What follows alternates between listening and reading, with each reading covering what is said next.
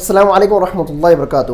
عزیز طلباء اور محترم ناظرین، آج کے سبق میں ہم فعل ماضی کے بارے میں پڑھنے والے ہیں۔ فعل ماضی کسے کہتے ہیں؟ فعل ماضی یعنی کہ پاسٹ ٹینس، کام کا کرنا یا ہونا ہم کو جب زمانے ماضی میں، گزشتہ زمانے میں پاسٹ ٹینس میں معلوم ہوتا ہے، اس کی پہچان ہمیں فعل ماضی کراتا ہے۔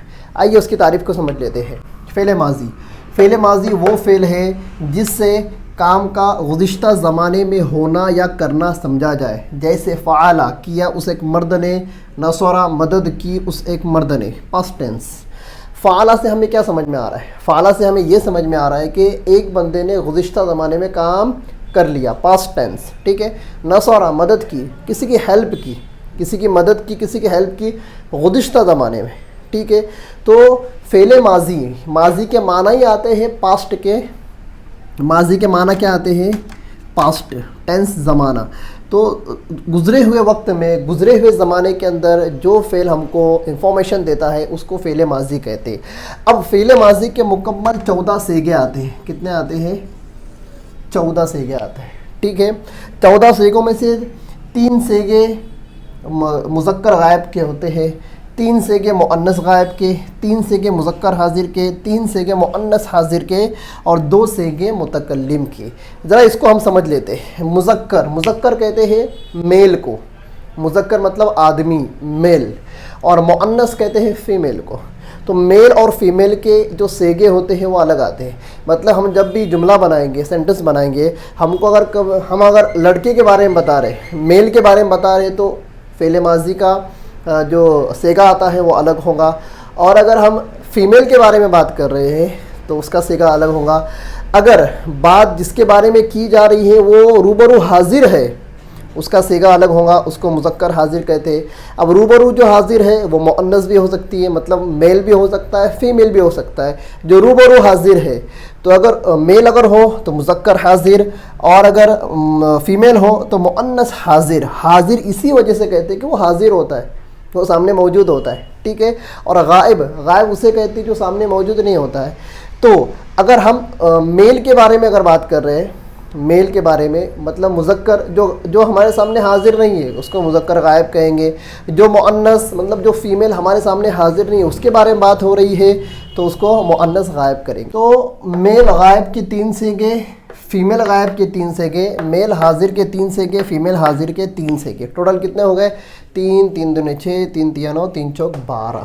ہم نے کیا پڑھا؟ فعل ماضی کے 14 صیغے ہوتے ہیں، 2 صیغے غائب ہیں، 2 صیغے ہیں متکلم کے۔ کس کے ہیں؟ متکلم۔ ادھر دیکھیے، متکلم، 2 صیغے آتے ہیں متکلم کے۔ متکلم کسے کہتے ہیں؟ جو بات کر رہا ہے۔ متکلم کے اندر سب جمع ہو گئے، میل بھی اور فیمیل بھی، ٹھیک ہے۔ اور متکلم تو حاضر ہوتا ہے، متکلم غائب تو نہیں ہوتا، ٹھیک ہے۔ اب متکلم حاضر ہوتا ہے تو اس کے اندر 2 زبانیں پائے جاتے ہیں، ٹھیک ہے۔ ایک میں نے کیا، جیسے کہ نصرت۔ ابھی وہ جب گردان جب بنیں گی تو میں صیغے آپ کو کیسے بناتے ہو بتا دوں گا۔ تو جیسے نصرت، میں نے مدد کی، تو میں نے مدد کی اگر میں میل ہوں تو میں نصرت ہی کہوں گا، فیمیل ہوں تو بھی میں نصرت کہوں گا، ٹھیک ہے۔ اور نصرنا، ہم سب نے مدد کی، اگر سب مرد ہے تب بھی وہ، سب میل ہے تب بھی وہ نصرنا کہیں گے، اور سب اگر فیمیل ہو تب بھی وہ کہیں گے نصرنا، ہم نے مدد کی۔ تو اس کے لیے صرف 2 ہی صیغے آتے ہیں۔ کتنے آتے ہیں؟ متکلم کے 2 صیغے آتے ہیں، اس میں مؤنث بھی آ جاتی ہے اور مذکر بھی آ جاتا ہے، ٹھیک ہے۔ تو یہ مکمل کیا ہو گئے؟ صیغے ہو گئے۔ کیا ہو گئے؟ صیغے۔ اب یہ 14 صیغے، اب اس میں جو 3 صیغے ہیں، یہ جو 3 3 3 3، ٹھیک ہے، ان تینوں کے اندر 3 3 چیزیں ہیں۔ وہ کیا ہے؟ اب نصرہ جس نے مدد کی وہ اگر ایک ہے تو اس کو واحد کہیں گے۔ نصرہ مدد کرنے والے 2 ہیں تو اس کو تثنیہ کہیں گے، اور مدد کرنے والے اگر 3 ہیں تو اس کو کیا کہیں گے؟ جمع کہیں گے، ٹھیک ہے۔ اب میں اس کو بھی آپ کو سمجھا دیتا ہوں، یہ تعریف تو آپ نے سمجھ لی ہے۔ اب ادھر دیکھیے، واحد، تثنیہ، جمع۔ واحد ایک، تثنیہ 2، اور جمع 2 سے زائد، ٹھیک ہے۔ تو اب دیکھیے میل کے اندر جو یہ 3 سیگے جو آ رہے ہیں تو اس میں جو پہلا سیگا ہوگا کس کا؟ واحد کا، ایک کا. مطلب کیا؟ جیسے نصارہ، مدد کی اس ایک مرد نے. ٹھیک ہے، یہ پہلا سیگا نصارہ، مدد کی اس ایک مرد نے. اس نے کس نے؟ جو غائب ہے، تو یہ غائب ہو گیا.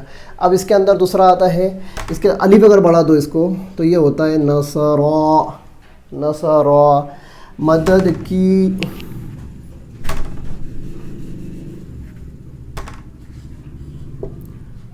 ان دو مردوں نے،